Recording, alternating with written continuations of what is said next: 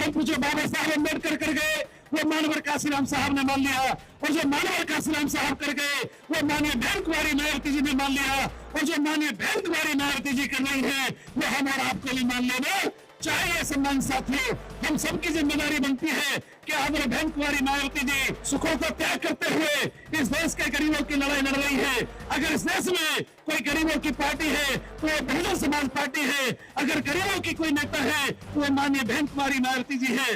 लेकिन बहुत सारे बहरूपीय आपके बीच में आएंगे, ऐसे बहरूपियों से भी हमें सावधान रहना है। मानवर काशीराम साहब ने कहा था कि बहुत सारे लोग बाबा साहब का नाम लेकर के आएंगे, बहुत सारे लोग काशीराम का नाम लेंगे और बहुत सारे लोग फोटो भी लेकर के आएंगे, लेकिन हमें बहकना नहीं है। सम्मानित साथियों, हमें नीले झंडा और हाथी निशान का ध्यान रखना है।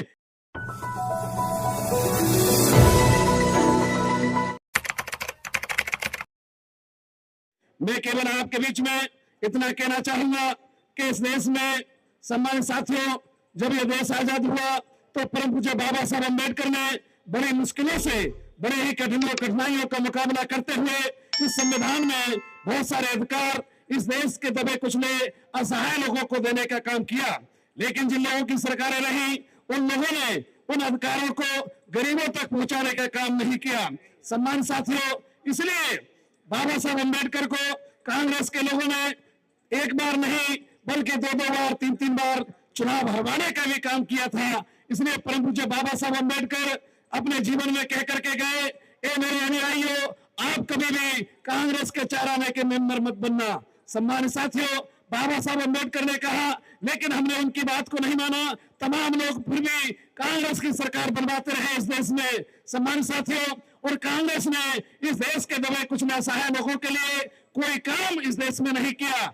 सम्मानित साथियों, संविधान के आधार पर परमात्मा बहन कुमारी मायावती जी ने जब उनकी सरकार बनी तो सरकार में यह एहसास हुआ कि संविधान में हमें कौन कौन से अधिकार मिले हैं। माननीय बहन जी ने रोटी कपड़ा मकान की व्यवस्था करते हुए इस देश के लोगों को मान सम्मान स्वाभिमान की जिंदगी देने का काम किया।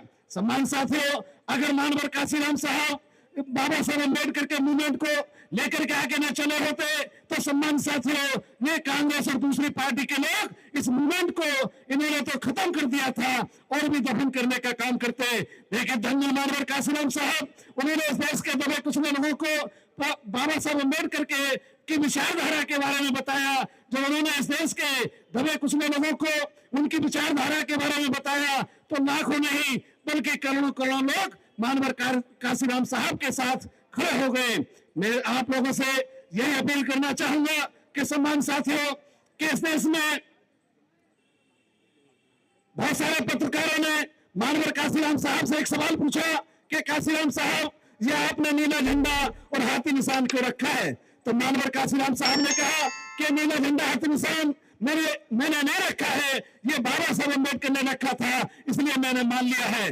जो सम्मान साथियों, परम पूज्य बाबा साहब अम्बेडकर कर गए वो मानवर काशीराम साहब ने मान लिया, और जो मानवर काशीराम साहब कर गए वो माननीय बहन कुमारी मायावती जी ने मान लिया, और जो माननीय बहन कुमारी मायावती जी कर रही है वो हम और आपको भी मान लेना चाहिए। सम्मान साथियों, हम सबकी जिम्मेदारी बनती है कि हमारे बहन कुमारी मायावती जी आज सम्मान साथियों सारे सुखों को त्याग करते हुए इस देश के गरीबों की लड़ाई लड़ रही है। अगर इस देश में कोई गरीबों की पार्टी है तो वो बहुजन समाज पार्टी है, अगर गरीबों की कोई नेता है तो वो माननीय बहन कुमारी मायावती जी है। लेकिन बहुत सारे बहरूपीय आपके बीच में आएंगे, ऐसे बहरूपियों से भी हमें सावधान रहना है। मानवर काशीराम साहब ने कहा था कि बहुत सारे लोग बाबा साहब का नाम लेकर के आएंगे, बहुत सारे लोग काशीराम का नाम लेंगे और बहुत सारे लोग फोटो भी लेकर के आएंगे, लेकिन हमें बहकना नहीं है। सम्मानित साथियों, हमें नीले झंडा और हाथी निशान का ध्यान रखना है, इसके अलावा हमें कोई ध्यान नहीं रखना है।